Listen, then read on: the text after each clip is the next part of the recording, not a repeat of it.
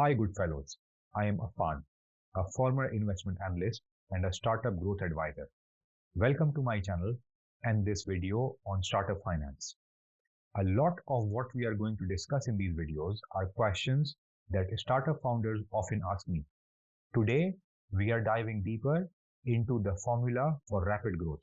Basically, how can you grow your company by 10 times or more in the next 2 to 3 years? If you are an early stage founder feeling stuck or overwhelmed, this session is for you. Now, before we talk numbers, let's dive into fundamentals. This is the backbone of your business. Basically, you need to know three things. First, what are your market dynamics? What is the size of that opportunity? How fast is the market growing? What are your competitors doing? Second, what are your unique strengths? What can you do differently or offer differently to the customers? And why should they choose you versus your competitors? Third, and also very important, what are your weaknesses? And what's your plan to close the gap here? If you don't know your weaknesses, maybe it's time to step back and reflect. Let's talk about how can you grow revenues for your business. Let's be real. In most cases than not, for startups, it is very hard to grow on price. And revenue is a function of price and volume. So if you can't grow price, what's left? Growing volume. Now here are three ways with which you can grow sales volumes. First, sell to new customers. Customer acquisition is probably going to be the most important element driving revenue for any startup. Depending on the type of product or service you are selling, customer acquisition could happen with the help of purely digital activities, which is the case for many e-commerce startups out there, or it could be a mix of digital activities and physical events. Second, sell more to the same customer.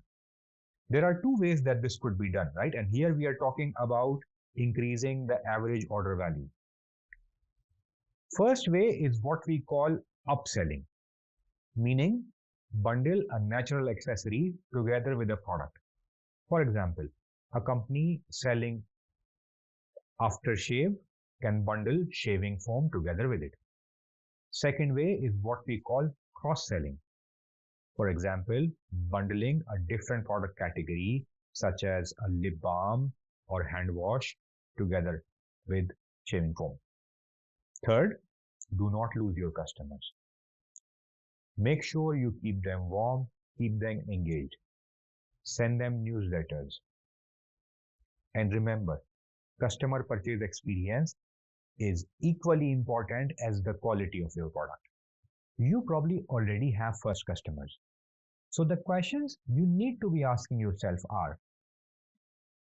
are you everywhere where your customers are? For example, if you are in fast fashion and a lot of your customers are shopping on marketplaces such as Amazon, but you are not listed there, consider listing.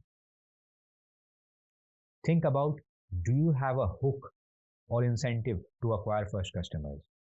First purchase discounts, free gifts with every purchase go a long way. Another question, are there any segments that you are not targeting today? For example, can you start selling to companies? Then, how can you increase the average order value when customers shop with you? A great example here is in the fragrance industry. You often see a 50 ml bottle of perfume priced at $100. Now 100 ml normally isn't priced at 200. It is at 140, 150. So in a way, you are asking customers to pay a little bit more for getting double the volume. Then if you are selling multiple categories of products, bundling them together could help.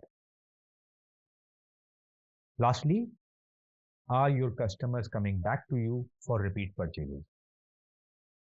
Send them newsletters. Make sure you have a loyalty program.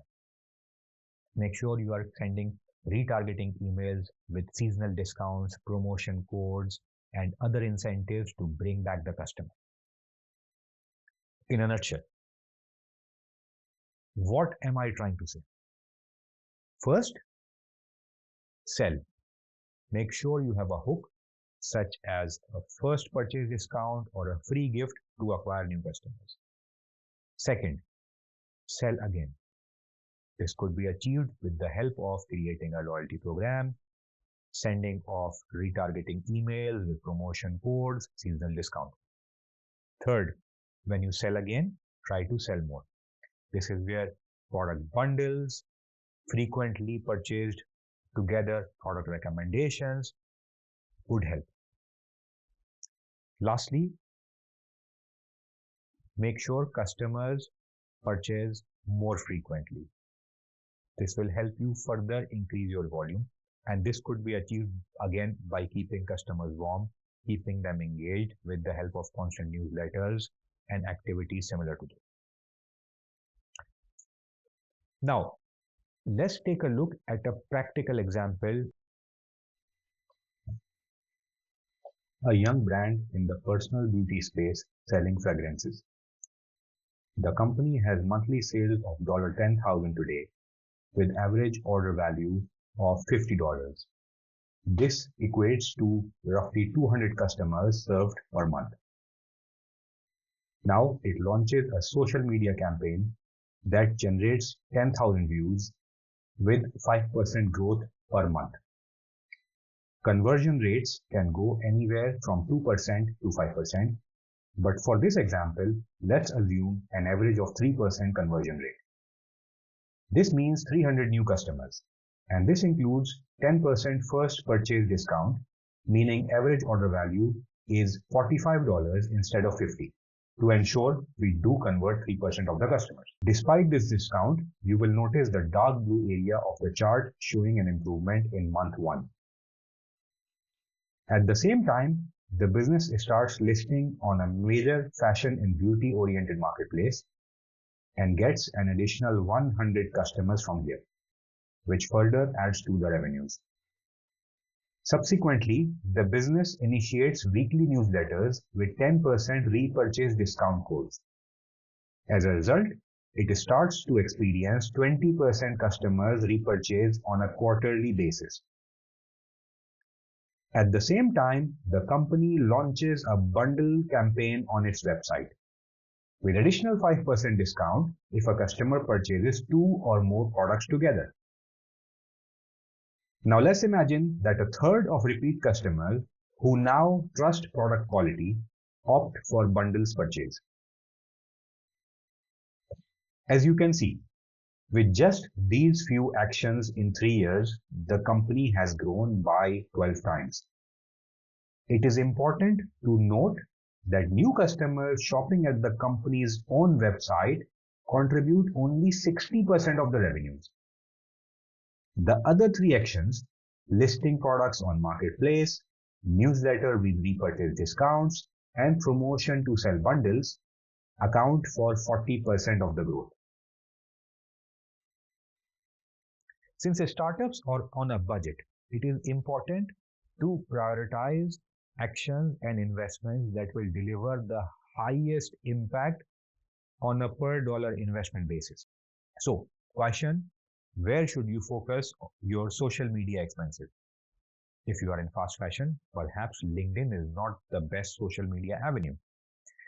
If you are positioning yourself as a value brand, perhaps focusing on the early career, younger population is the way to go for more targeted advertising spend. If you want me to dive deep on how to prioritize actions to acquire new customers while keeping your budgets in check, let me know in the comments down below. Thank you for watching this. If you want to see more of such videos, please subscribe to my channel.